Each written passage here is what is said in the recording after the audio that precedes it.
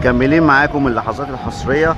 زي ما احنا شايفين دلوقتي قدامنا هيتم رفع حديد التسليح من هنا، هيتم وضعه في احد الخوازيق هنا عشان بعد كده يتم صب العمود. كملوا بقى معانا الفيديو عشان تشوفوا الجولة بالكامل من اول العصافرة لغاية محمد نجيب. ما تفوتوش الفيديو ده وكملوه للاخر. السلام عليكم ورحمة الله، متابعينا الكرام على قناتكم معلومة ريفيو. زي ما عودناكم ان احنا بنتابع معاكم كل جديد. النهارده بنتابع معاكم مشروع مترو اسكندرية زي ما عودناكم. وادي قدامنا مسار بتاع مترو اسكندرية. احنا دلوقتي في المسافة ما بين العصافرة والمنظرة. شايفين الجوانب الحديد اللي قدامنا دي احنا اتكلمنا عليها قبل كده، وقلنا الجوانب دي اللي هيقفوا عليها عشان يبتدوا يصبوا البلاطات اللي هيتحط عليها مسار المترو. هيتصب عليها بلاطات خرسانية، بعد كده يتحط عليها القضبان بتاعت مسار المترو. تمام، خليكم معانا برضو، هنتابع معاكم ونكمل ونشوف ايه اللي حصل على المسار من عند العصافرة لغاية ما نوصل معاكم لمحمد نجيب. نشوف بشكل اوضح عشان الشمس كانت مش ظاهرة الطريق. تعالوا نشوف اهو زي ما احنا شايفين على شمالنا كده المسار بتاع مترو اسكندرية. وهنا خلاص احنا كده المسافة ما بين المنظرة والعصافرة، وعلى شمالنا اهو المسار. وزي ما قلنا لكم الجوانب الحديد دي اللي هيتم الوقوف عليها عشان يصبوا البلاطات الخرسانية بتاعت المترو. بعد كده يحطوا القضبان بتاعت المترو ويبتدوا الشغل. فزي ما احنا شايفين كده المسار خلاص اصبح واضح قدامنا بقى على ارض الواقع. حاجة موجودة معانا شايفينها على عينينا.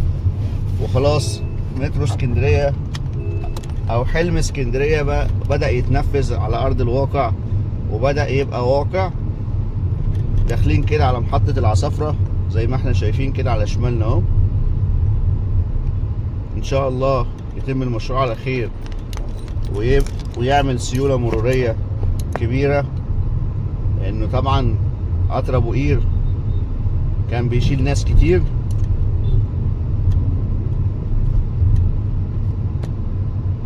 فان شاء الله المترو يخلص ويبقى فيه سيولة مرورية كبيرة. ادي محطة العصافرة زي ما بنقول ابتدت تبان على الارض قدامنا اهي. ومن اكتر المحطات اللي ابتدت تبان هي العصافرة وتوسن وميامي. دول اكتر محطات ابتدوا يبانوا او فعلا بدأوا خلاص الاعمدة بتاعتهم بتاعت جسم المحطة تبدأ تبان على الارض. كده احنا سيبنا محطة العصافرة ورايحين على محطة ميامي. وادي المسار زي ما احنا شايفين اهو، كله هنا مكتمل او مكتمل يعني بالكاميرات. كله راكب، الكاميرات كده راكبة كلها. يعتبر المسار شبه منتهي بالنسبة للكاميرات والأعمدة من أول أبو قير لغاية محمد نجيب. لسه كمان ما غطيناش معاكم الجنب اللي هو من فيكتوريا لغاية الظهرية. إن شاء الله هنتابع معاكم الجنب ده بإذن الله ونعمل لكم فيديوهات عنه. عندنا كمان محطات السطحية اللي هي من أول كفر عبده لغاية محطة مصر. دي برضو هنعمل لكم جولة عليها ونشوف ايه اخر التطورات بالنسبة لها. لكن اجمالا المشروع بدأ يبان قدامنا. على الارض. فان شاء الله نتمنى ان هو يخلص في ميعاده ونشوف مترو اسكندرية او اول مترو في اسكندرية يشتغل على طول على ارض الواقع ويحل ازمات مرورية كتير. وهنشوف كمان لما يبتدوا يطوروا ترام الرمل. هنتابع معاكم طبعا كل التطورات اللي بتتم. كنا عملنا فيديو حصري للحظات هدم كوبري المندرة، او ما كانش هدم الكوبري بالكامل، هو كان هدم نص الكوبري. هو ما كانش هدم الكوبري بالكامل لكن كان نص الكوبري زي ما تابعنا معاكم في البث المباشر في فجر يوم 2/7. تمام، كنا عملنا بث مباشر ونزلنا فيديو كمان عن مراحل قسم الكوبري لاتنين، وتم هدم نص الكوبري وفاضل النص التاني. وطبعا بعد كده هيتم هدم النص التاني ان شاء الله. هنشوف وهنتابع معاكم برضو وقت ما يتم هدم النص التاني. وشركة اوراسكوم هتخش عشان تعمل العمود اللي متبقي عشان تكمل المسار ما بين المنتزه والمندرة، لان الحتة دي اللي عند كوبري المندرة كانت اوراسكوم منتظرة ان يتم هدم الكوبري، وتم هدم النص الكوبري وفاضل النص التاني ان شاء الله. هنتابع معاكم. احنا كده وصلنا عند محطة ميامي زي ما احنا شايفين على شمالنا. ومحطة ميامي دي من المحطات الجديدة، المحطات المستحدثة. يعني عندنا 5 محطات على مسار المترو، 5 محطات جداد ما كانوش موجودين في المسار بتاع قطر ابو قير، اللي هم ميامي وعندنا محمد نجيب وعندنا كمان كفر عبده وسبورتنج وباب شرق. تمام، زي ما احنا شايفين اهو، ادي قدامنا المسار. احنا كده ما بين ميامي وما بين سيدي بشر. زي ما قلنا المسار خلاص اصبح مكتمل وظهر معانا على ارض الواقع.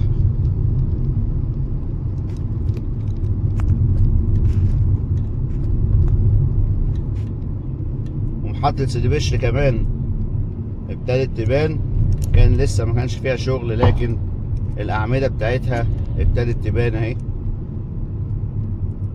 فخلاص احنا يعني يعتبر انجزنا مشوار كبير.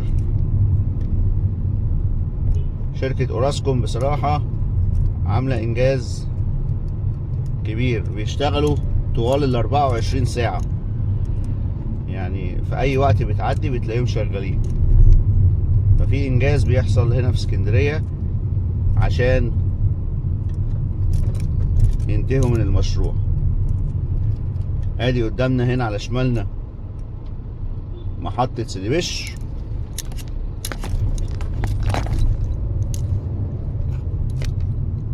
تعالوا بقى نكمل معاكم ونروح لمحطة محمد نجيب، وهيبقى معانا فيديو لمحطة محمد نجيب من اعلى، وهنشوف ايه اللي تم في المحطة وايه اللي تم في تركيب كمان الكاميرات في الجزء اللي شغالين فيه عند محمد نجيب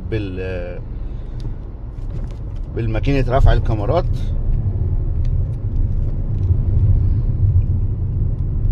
وهنبقى ننزل لكم فيديو برضو عن تركيب الكاميرات عن طريق الماكينة العملاقة اللي بتركب الكاميرات عشان مستخدمينها في الاماكن الضيقة اللي هتنفعهم بعد كده في الاماكن الضيقة اللي هي زي المحطات بتاعة الظهرية وبكوس، وكمان الرمل الميري او غبريال. تمام، ادي زي ما احنا شايفين اهو. هنا ما زالت اعمال رفع الردم بتاع محلات ملك حفني، بيتم رفعه من على المسار. وادي كده احنا داخلين على محطة محمد نجيب. تمام، برضو محطة محمد نجيب ابتدى الشغل فيها بوتيرة سريعة.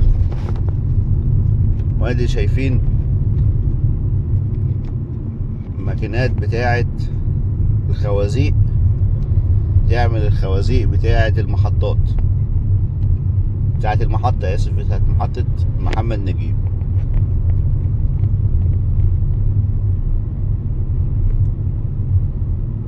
كل الجزء اللي قدامنا ده محطة محمد نجيب.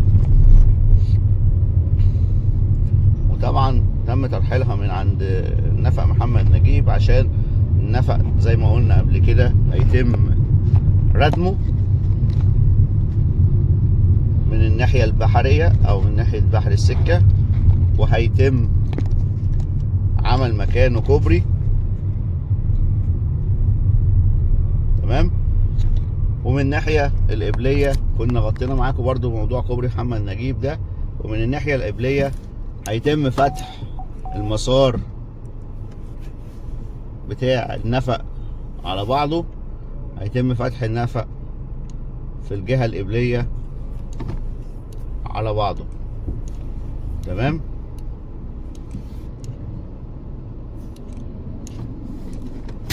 هنشوف التطورات ونشوف طبعا، بنتابع معاكم كل المشاريع اللي بتتم في اسكندرية. خليكم معانا، هنطلع نوريكم الشغل اللي بيتم في محطة محمد نجيب. خليكم معانا وكملوا الفيديو للآخر، ان شاء الله هتلاقوا كله حصري عندنا. ورجعنا لكم تاني، وزي ما عودناكم على الحصريات، النهارده بنتابع معاكم اللي بيتم في محطة محمد نجيب. وادي قدامنا ماكينة رفع الكاميرات، اشتغلت مسافة كبيرة زي ما احنا شايفين، بتكمل كمان لغاية ما توصل لغاية محطة فيكتوريا. بعد كده هتنقل من الرمل الميري او من غبريال لغاية ما توصل الظهرية. تمام، تعالوا بقى نشوف اللي بيحصل في محطة محمد نجيب. زي ما احنا شايفين قدامنا الشغل هنا ابتدى يبان على الارض، وهنا الماكينات بتاعت دق الخوازيق شغالة.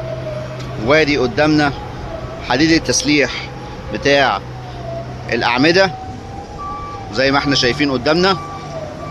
وهنا الناس شغالة، بالرغم النهاردة يوم اجازة، لكن الناس شغالة طوال الاسبوع وطوال ال 24 ساعة. شركة اوراسكوم بصراحة عاملة مجهود رائع وخرافي زي ما قلنا في بداية الفيديو، عشان تنجز مشروع مترو اسكندرية. تمام، وادي قدامنا تحت هنا ده احد الاتجاهات بتاعة نفق محمد نجيب اللي قلنا هيتم فتحهم على بعض. ده الاتجاه اللي جاي من سليبش، وفي اتجاه تاني الناحية التانية جاي من عند سوق دربالة. هناك برضو الاتنين دول هيتفتحوا تحت من خلال النفق من تحت، هيتم فتحهم على بعض عشان يبقوا مسار منعزل، عشان طبعا زي ما قلنا هيبقى هنا في محور محمد نجيب. الناحية البحرية هنا هيبقى في كوبري بعد ردم النفق في المنطقة البحر السكة.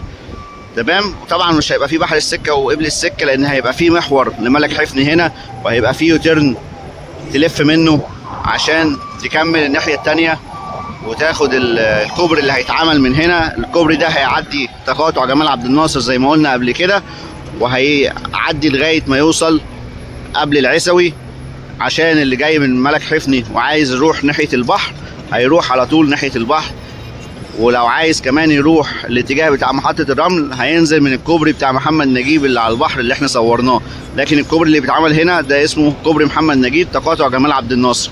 الكوبري التاني اللي هو كوبري البحر في محمد نجيب. تمام. خليكوا برضو معانا. ادي زي ما احنا شايفين اهو قدامنا ماكينات او ماكينة رفع الكاميرات قدامنا اهي. تمام.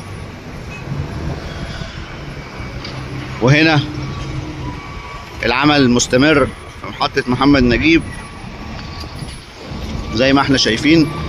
عندنا الخوازيق بيتم دقها في الارض، وعندنا كمان زي ما قلنا حديد التسليح بتاع جسم المحطة بتاع الأعمدة. تمام. هنا جسم المحطة زي ما احنا شايفين شغالين فيه ومكملين معاكم اللحظات الحصرية.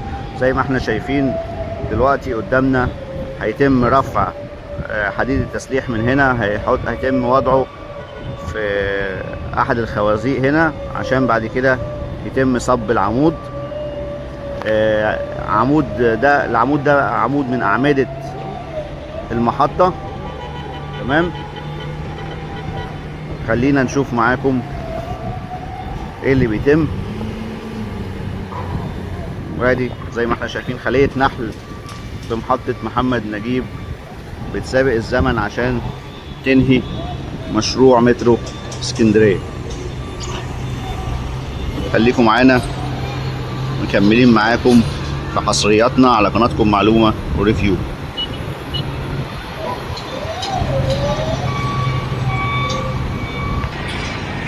ادي زي ما احنا شايفين اهي لحظات حصرية لرفع الحديد بتاع العمود قدامنا اهو، وهيتم وضعه في المكان اللي تم عمل الخازوق فيه عشان يتم بعد كده صب العمود ده. خليكم برضه متابعين معانا اهو قدامنا بيتم تحريك الحديد عن طريق الرافعة اللي قدامنا. خلاص هيتم وضعها في مكان الخازوق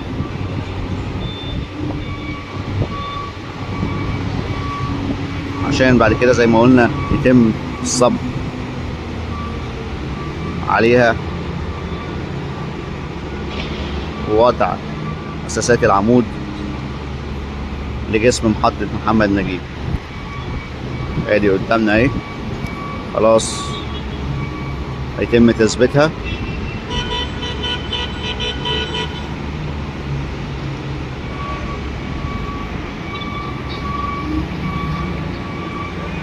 لحظات حصرية زي ما عودناكم على قناتكم معلومة وريفيو.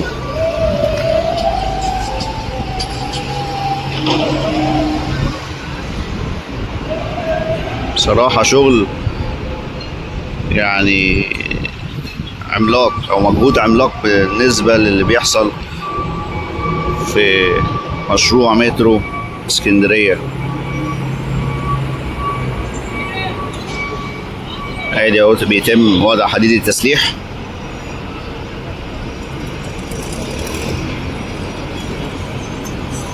بعد كده هيتم الصب عليه.